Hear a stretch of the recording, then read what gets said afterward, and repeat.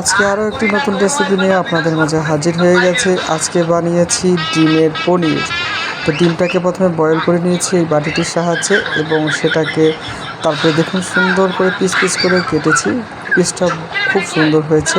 তারপর সেটাকে তেলের মধ্যে হালকা করে ভেজে নিয়েছি। দেখুন ভাজার সময় কিন্তু কালারের অনেকটাই পরিবর্তন হয়েছে। আমি কিন্তু এখানে হলুদ দেইনি, কারণ রান্নার সময় তো হলুদ দেবো, সেই কারণে দেওয়া হয়নি। তো যাই হোক, এভাবেই ভাজতে ভাজতে কিছুটা খেয়েছিলাম, খুবই স্বাদ লেগেছিলো। আর যেহেতু এখন গ্যাসের সমস্যা, সেহেতু ইন্ডাকশানে করছিলাম। আর সেখানে কিছু পটল ভেজে নিচ্ছিলাম, কারণ একটা সবজি দিয়ে খাওয়া যাবে না, তার জন্য পটলও ভেজে নিলাম।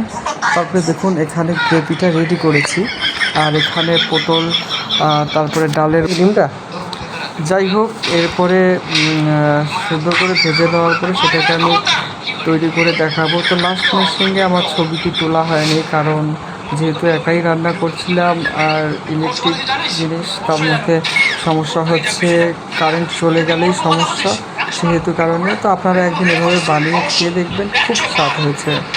সবাই ভালো থাকবেন।